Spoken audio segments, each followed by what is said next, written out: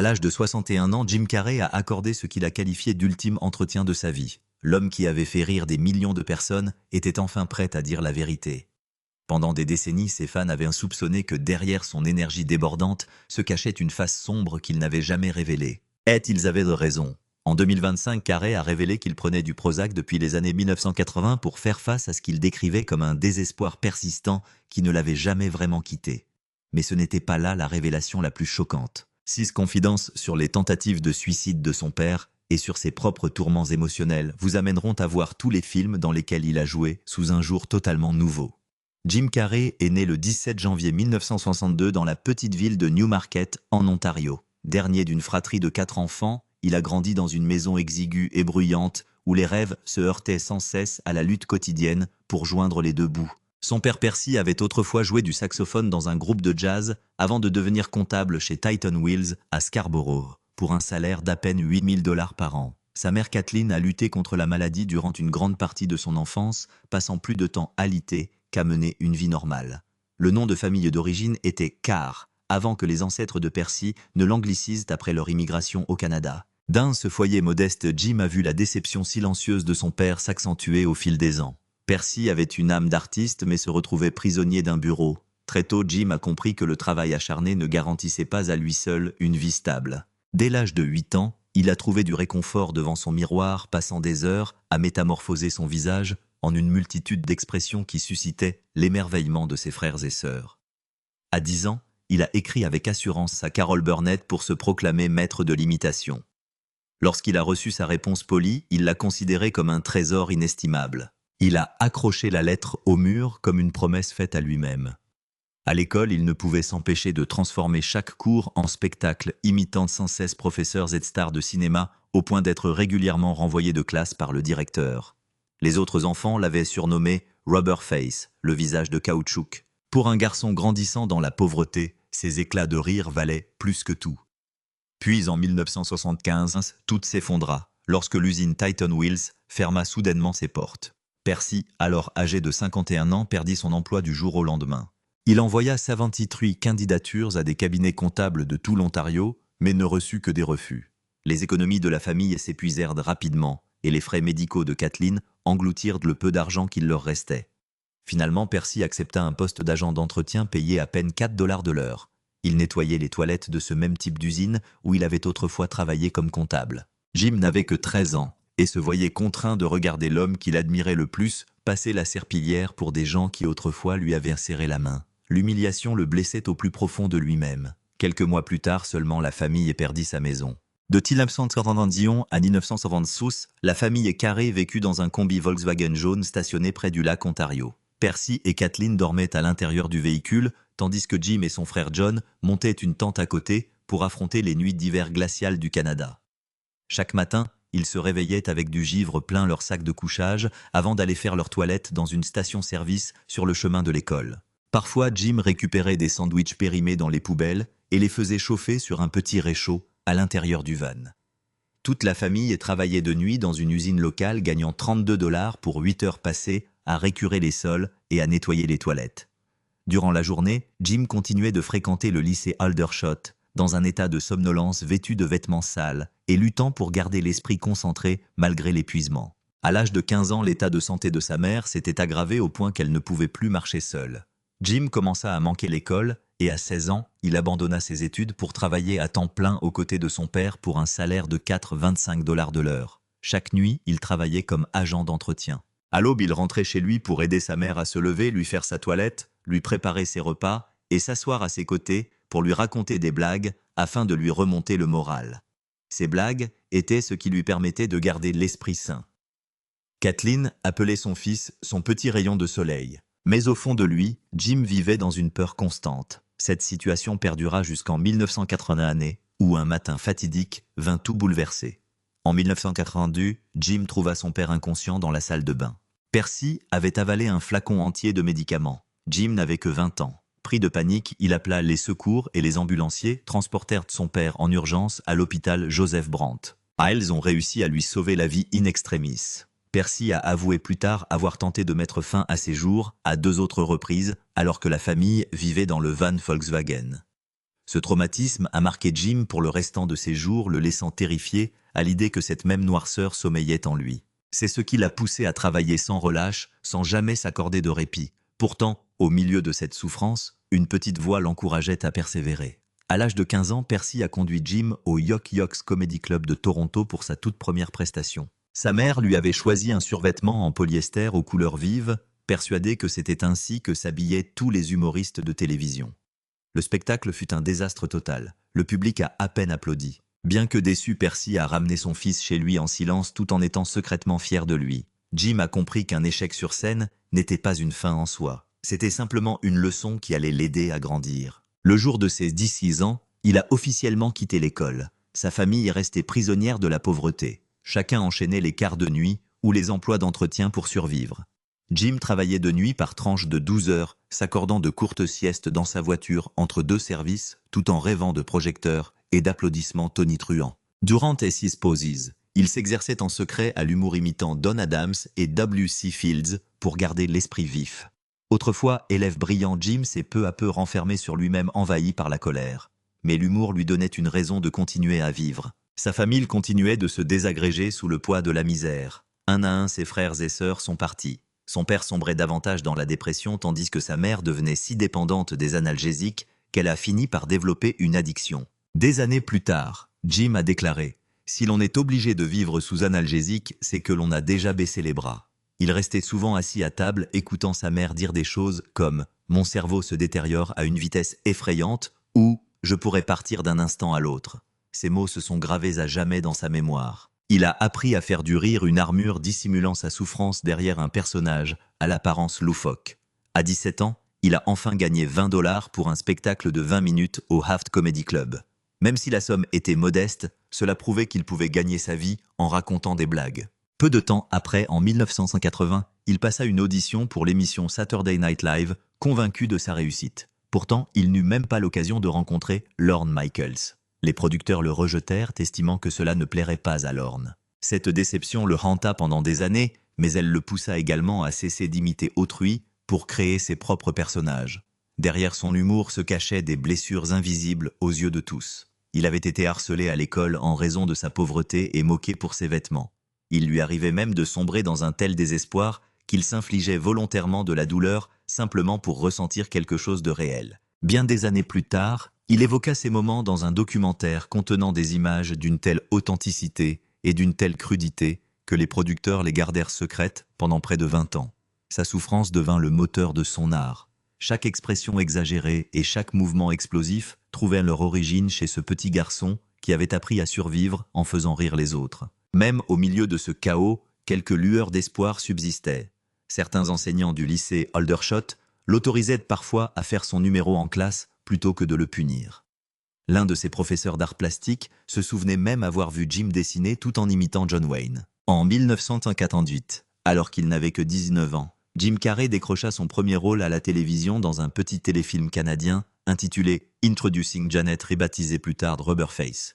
Il y incarnait Tony, un humoriste en difficulté tentant de gagner sa vie, un personnage qui reflétait fidèlement sa propre existence. Bien que ce rôle ne lui ait pas apporté la célébrité, il marqua le début de sa carrière. Cette même année, sa vie prit également un nouveau tournant. Avec seulement 200 $ en poche, Jim quitta Toronto pour Los Angeles.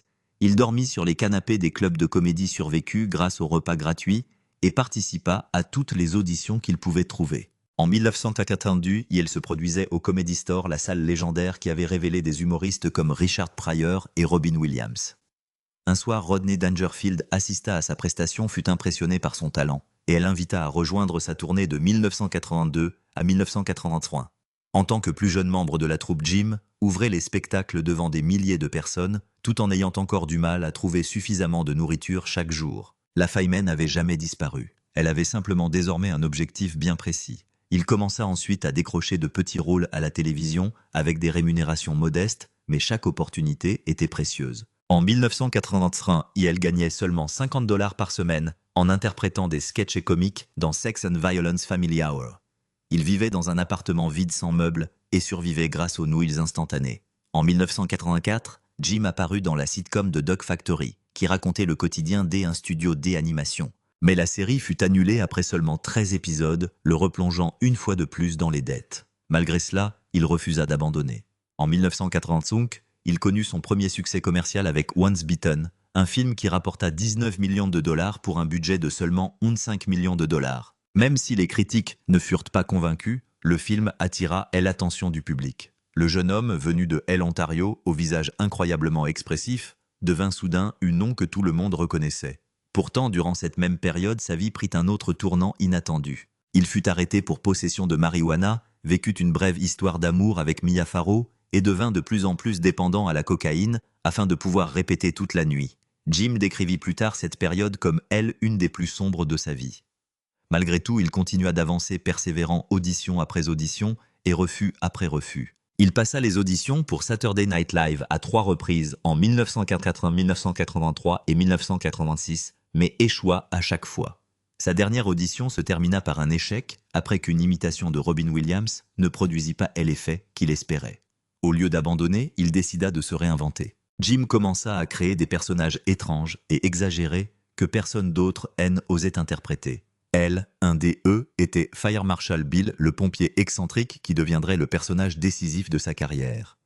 Ses échecs répétés le transformèrent en une personne complètement différente. En 1990, à l'âge de 28 ans, Jim Carrey rejoignit In Living Color, l'émission humoristique révolutionnaire de Fox, célèbre pour repousser sans cesse les limites.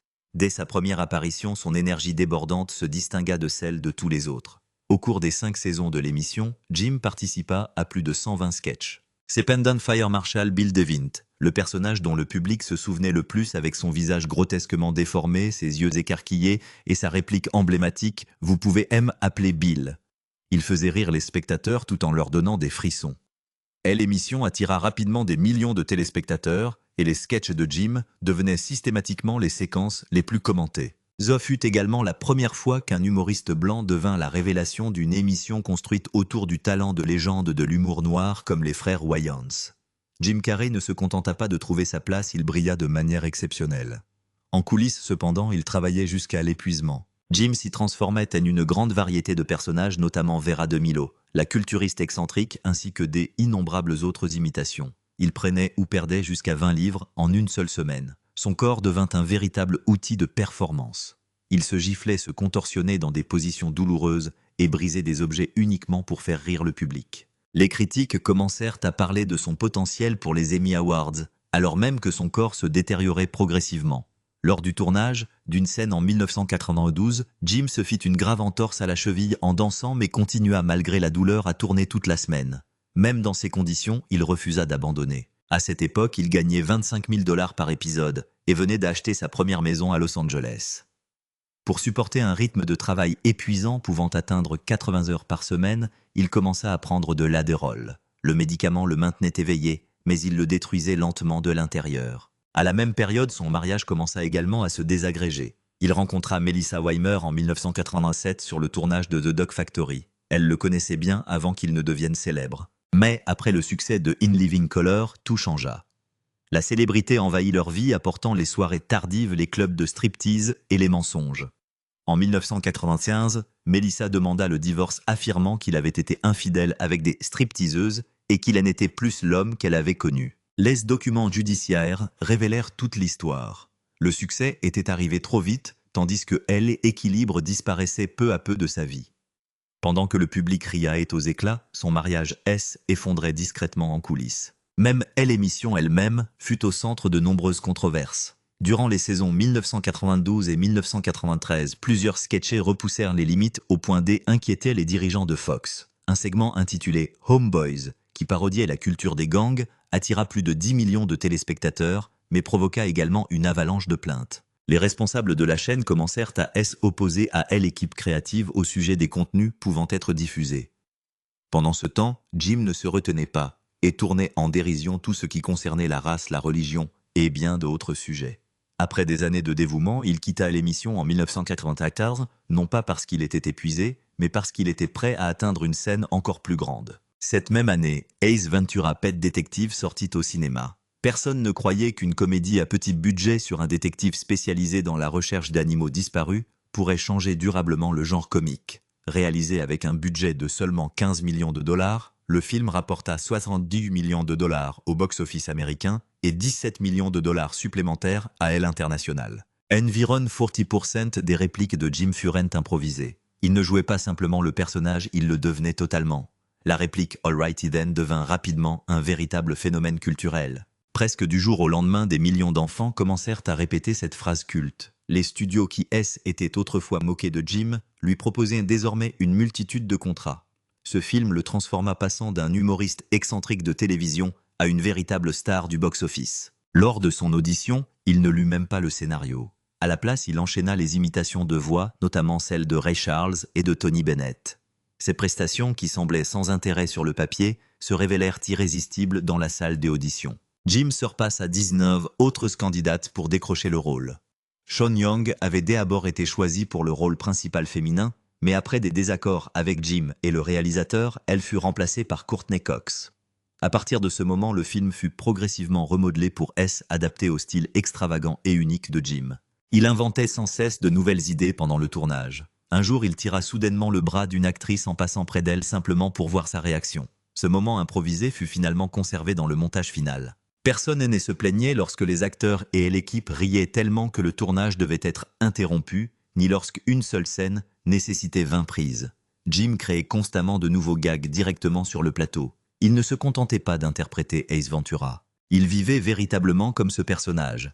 Il cessa de se laver dormi dans l'appartement construit pour le personnage et se teignit les cheveux afin de s'immerger totalement dans son rôle.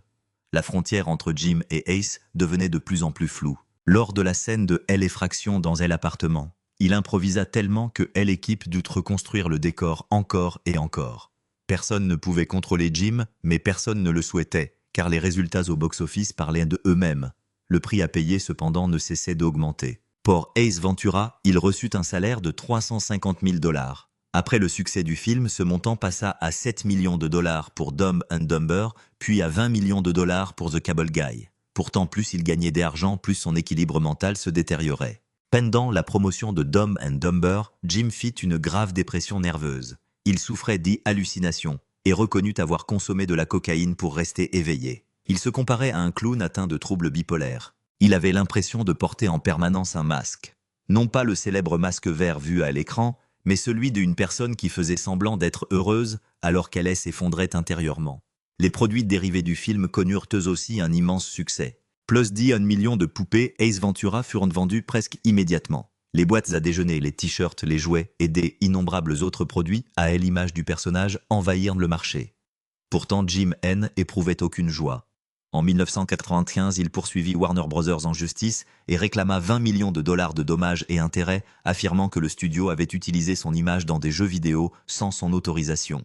Jim était devenu la plus grande star mondiale de la comédie, mais il ne se sentait plus capable de contrôler son propre sourire. Ce procès devint une étape importante dans la protection juridique des droits à l'image des célébrités. Pour Jim, cependant, cette affaire était aussi profondément personnelle. Par la suite, Ace Ventura, When Nature Calls fut produit. Pour cette suite, il exigea un salaire de 15 millions de dollars, ainsi qu'un pourcentage des bénéfices du film, ce qui en fit, une des rémunérations les plus élevées jamais accordées à un acteur de comédie. Le film rapporte à 212 millions de dollars dans le monde. Pourtant, le scénario laissa Jim Carrey partagé. Il désapprouvait les plaisanteries impliquant la maltraitance des animaux, ainsi que certaines scènes qu'il jugeait de mauvais goût. Tout au long du tournage, il tenta à plusieurs reprises de les modifier, se disputa avec les scénaristes et improvisa des répliques qu'il jugeait plus acceptables. Malgré cela, certaines de ces scènes restèrent dans la version finale. Après la sortie du film, de nombreux militants le critiquèrent, estimant qu'il se moquait d'animaux considérés comme sacrés. Jim continua à faire rire le public, mais intérieurement, il souffrait de ce que le film était finalement devenu. Cette même année, The Mask devint un immense succès au box-office. Réalisé avec un budget de 18 millions de dollars, le film rapporta 352 millions de dollars dans le monde, devenant le 4e plus grand succès commercial de 1984. Le célèbre masque vert n'était pas seulement du maquillage. Il prit vie grâce aux effets numériques créés par Industrial Light and Magic. Plus de 2,5 plans comportant des effets visuels, tandis que Jim passait jusqu'à 12 heures par jour à porter son maquillage prothétique. Certains jours, le maquillage demandait tellement de temps que sa peau en était brûlée. Mais tous ces sacrifices finirent par porter leurs fruits. Le film reçut une nomination aux Oscars dans la catégorie des meilleurs effets visuels. Même il inclina face à Forrest Gump, Jim remporta sa propre victoire. Il contribua à relancer la mode du swing, révéla Cameron Diaz au grand public et prouva une fois de plus qu'il pouvait porter à lui seul un blockbuster coloré et totalement déjanté. Dumb and Dumber Conneaut, un succès tout aussi remarquable. Produit avec un budget de 17 millions de dollars, le film rapporta 270 millions de dollars dans le monde et devint un grand classique de la comédie. Jim écrivit personnellement environ 30% des répliques de Lloyd. La phrase « We got no food, we got no jobs » fut entièrement improvisée. Et l'ambiance sur le plateau était constamment animée.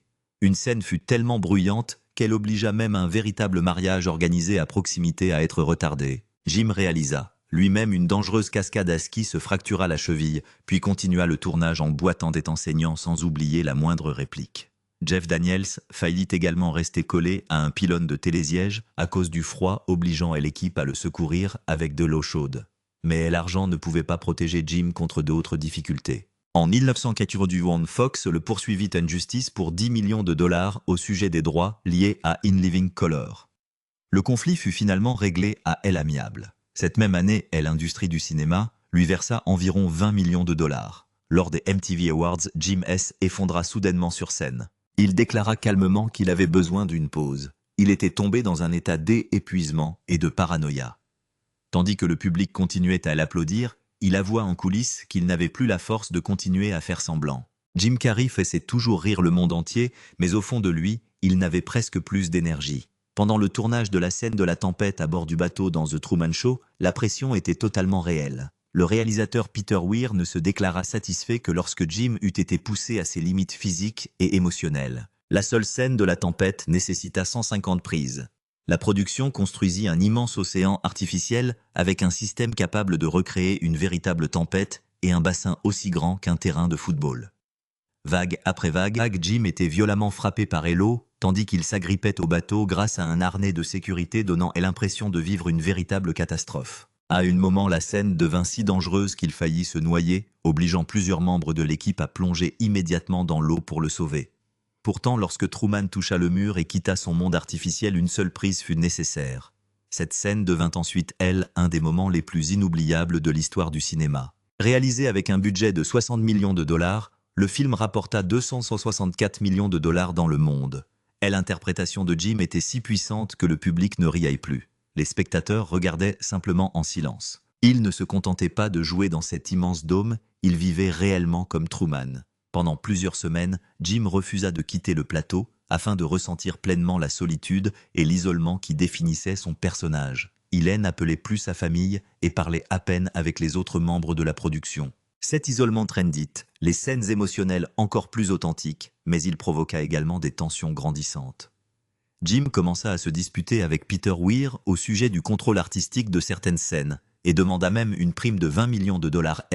Il remportait un Golden Globe. Au final, il remporta le prix du meilleur acteur. Pourtant, même avec un trophée entre les mains, les blessures accumulées en coulisses ne pouvaient plus être réparées. The Truman Show transforma complètement la manière dont le public percevait Jim Carrey. Il n'était plus seulement considéré comme un humoriste capable de faire rire les foules, mais comme un véritable acteur dramatique portant des messages profonds. Lorsqu'il accepta le rôle dans Man on the Moon, Jim ne se contenta pas d'interpréter Andy Kaufman, il devint complètement Andy Kaufman. Il perdit environ 40 livres, soit près de 18 kg, et passa des innombrables heures à étudier les images de Kaufman jusqu'à ce que chacun de ses gestes et de ses comportements fasse partie de lui. Même lorsque les caméras s'arrêtaient de tourner, Jim restait dans son personnage. Il se comportait comme Andy Kaufman pendant les réunions, les répétitions et dans la vie quotidienne. Danny DeVito aurait même dû s'éloigner à un moment pour retrouver son calme. Dans une des dernières scènes du film, Jim injecta même une solution saline afin de reproduire les effets physiques du cancer pour rendre la souffrance plus authentique, et il obtint exactement le résultat qu'il recherchait. Le film rapporte à 50 millions de dollars et permit à Jim de remporter son deuxième Golden Globe. Mais derrière cette victoire survint un nouveau divorce. Lui et Lauren Holly se séparèrent après seulement 1 an de mariage. Jim reconnut que il ne se sentait plus capable de créer un véritable lien émotionnel avec les autres. Un documentaire publié plusieurs années plus tard révéla à quel point il s'était profondément immergé dans l'esprit de Andy Kaufman. Ce était plus simplement du jeu des acteurs, mais une lente disparition de sa propre identité. Dance Batman Forever, Jim insuffla au Sphinx une énergie explosive et utilisa toute une série d'accessoires spécialement conçus. Il prépara personnellement 20 cannes différentes, chacune possédant son propre style. Le film rapporta 336 millions de dollars dans le monde et devint un immense succès commercial. Mais derrière les projecteurs, Jim S. effondrait peu à peu. Des vagues d'anxiété le submergeaient, elles obligeant à prendre du Valium pour rester calme. Son combat personnel contre les difficultés de la vie commençait également à être connu du grand public. Sur le tournage de Batman Forever, Tommy Lee Jones ne supportait pas le comportement de Jim Carrey et les deux acteurs entraient souvent en conflit. À cette époque, des signes de la consommation de substances par Jim commencèrent également à apparaître. Ce que le public voyait à l'écran C était le rire et la comédie. Mais en coulisses, sa vie était en plein chaos. Liar Liar sortit peu après et rapporta 300 millions de dollars dans le monde, grâce en grande partie aux improvisations de Jim, qui représentaient près de 60% de ses répliques. Les scènes du tribunal paraissaient naturelles, dynamiques et particulièrement intenses. 3 ans plus tard, cependant, Jim poursuivit Universal en justice, affirmant que le studio lui devait encore une prime de 2 millions de dollars. Le procès prit rapidement de l'ampleur lorsqu'il accusa la société de retenir les paiements des droits qui lui revenaient. Même si l'affaire fut finalement réglée à l'amiable, les conséquences étaient déjà bien réelles. Le film resta adoré du public, mais derrière son succès demeurait une blessure durable. Les choses devinrent encore plus difficiles pendant le tournage de The Cable Guy. Le film rapporta 102 millions de dollars, mais la production fut marquée par de nombreux problèmes. Jim S. immergea si profondément dans le personnage de Chip Douglas qu'il aurait exercé une véritable pression psychologique sur Matthew Broderick. À un moment, Broderick aurait déclaré « Je ne sais même plus comment réagir ». Après une longue journée de tournage remplie de scènes imprévisibles, les deux acteurs se retrouvèrent couverts de boue. Broderick aurait également souffert d'une déchirure de la cornée. Certains jours, il devait attendre jusqu'à 14 heures dans sa caravane, parce que le calendrier de tournage prenait constamment du retard. Le film avait été imaginé à l'origine comme une comédie noire, mais il devint finalement une expérience controversée qui repoussa les limites à l'extrême. Lorsque Jim se transforma plus tard en The Grinch, cette expérience ne fut pas plus facile. Le film rapporta 345 millions de dollars dans le monde. Mais chaque jour, Jim passait 2 heures et demie au maquillage, décrivant cette expérience comme le fait d'être enterré vivant. Les épaisses couches de prothèses rendaient sa respiration difficile, et il pouvait à peine bouger sans transpirer abondamment ou sans nécessiter des retouches constantes. Jim demandait sans cesse des prises supplémentaires, insistant pour que chaque détail soit parfait. Et l'équipe de maquillage remporta finalement un Oscar. Mais Jim en paya le prix par des douleurs chroniques au dos et plusieurs mois d'épuisement.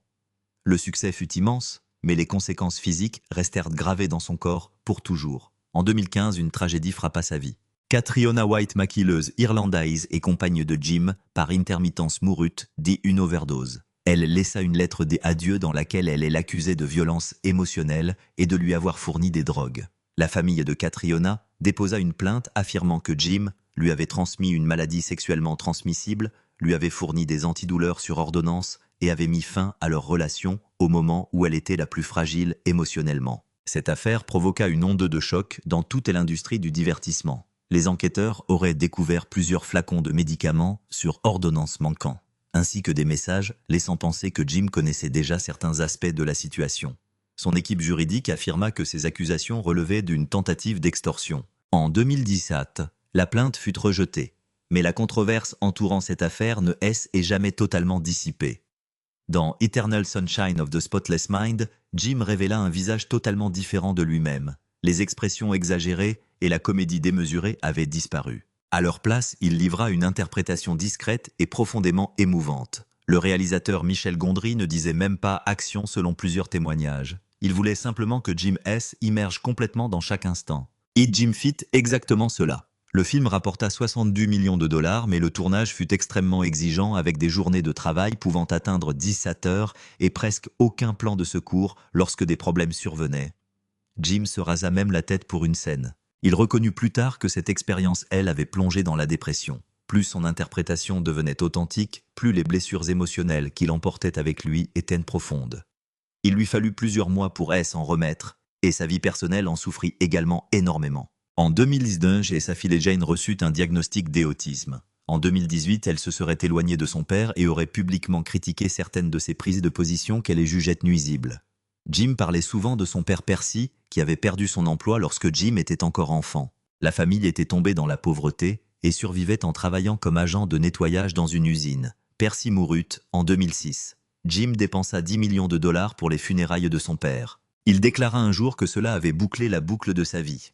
Depuis les jours où sa famille vivait dans un camping-car, jusqu'au moment où il put offrir à son père des funérailles dignes d'un roi. Bien qu'il ait laissé entendre en 2004 qu'il prendrait sa retraite, Jim revint sur les écrans en 2020 avec Sonic the Hedgehog, qui rapporta 319 millions de dollars dans le monde. Il plaisanta en disant qu'il était revenu uniquement pour l'argent, déclarant « J a acheté beaucoup de choses ». Mais ce n'était pas totalement une plaisanterie. Jim aurait gagné 30 millions de dollars pour revenir dans Sonic the Hedgehog 3. Afin de le convaincre de participer au projet, les producteurs auraient même imprimé le scénario avec de l'encre en or 24 carats. Jim déclara que la magie, avait ramené et qu'il n'avait jamais réellement quitté le cinéma. En 2014, Dumb and Dumber tout surprit de nombreuses personnes en rapportant 166 millions de dollars dans le monde, malgré des critiques très négatives. Jim reçut 30 millions de dollars pour reprendre le rôle de Lloyd. Le film avait failli être annulé après son départ du projet en 2012. Mais il revint plus tard parce que Jeff Daniels aurait déclaré qu'il ne participerait pas sans lui. Le scénario fut achevé en seulement 3 semaines. Malgré cela, Jim critiqua publiquement le film, en affirmant que le scénario était trop superficiel. Par la suite, la société de production fut impliquée dans le scandale financier malaisien 1MDB et accepta finalement un accord de règlement de 60 millions de dollars. Malgré tout, le film obtint des résultats satisfaisants au box-office. En 2022, la dépression de Jim réapparut. Il la décrivit comme un sentiment permanent de désespoir qui semblait ne jamais disparaître.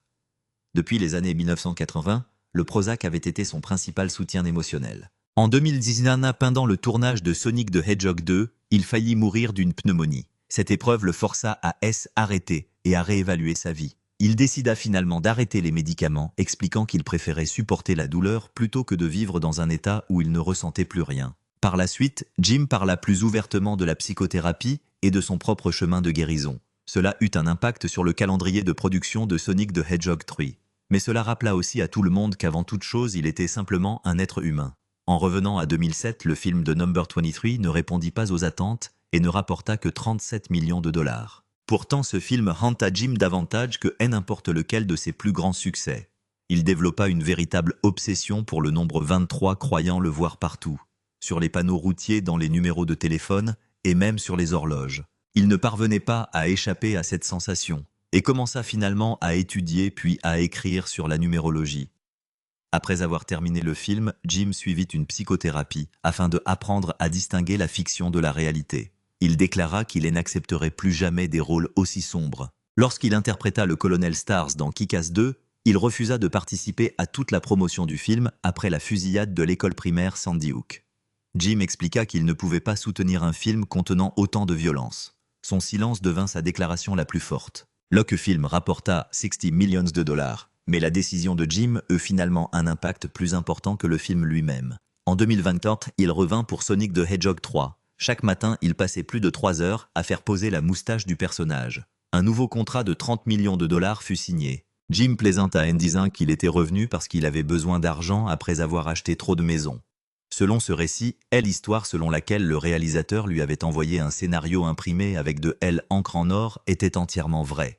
Jim reconnut que des gestes comme celui-là lui donnaient vraiment le sentiment d'être vivant. Pour lui, il ne agissait pas seulement d'argent. Cela ressemblait à une sorte de miracle. En 2017, il attira l'attention du monde entier grâce à une interview devenue virale pendant la Fashion Week, au cours de laquelle il déclara « Il n'y a pas d'ego ».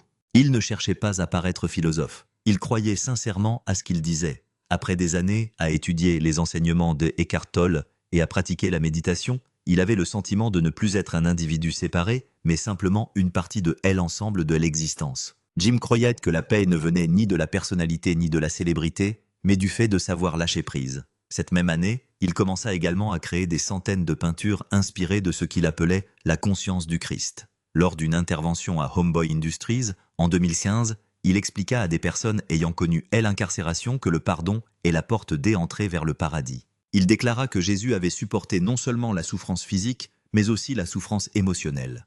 Pourtant, il avait choisi de pardonner. Jim considérait que cette idée constituait également le fondement de son art. Il avait le sentiment de ne plus être seulement un acteur, mais une personne engagée dans une quête de sens. En 2025, les recettes mondiales cumulées des films de Jim Carrey avaient dépassé 1 milliard de dollars. Il avait remporté 2 Golden Globe Awards, mais n'avait jamais reçu d'Oscar. Jim déclara un jour Tout le monde devrait devenir riche et célèbre et accomplir tous ses rêves afin de comprendre que ce N n'est pas la réponse. Mais la plus grande année de sa carrière reste à 1984, lorsque Ace Ventura, Pet Detective de Mask et Dumb and Dumber Concurrent, tous un immense succès au cours de la même période. Pourtant, son cœur cherchait toujours quelque chose d'autre. Ce en quoi Jim croyait vraiment et ce qu'il poursuivit jusqu'au bout, c'était la paix.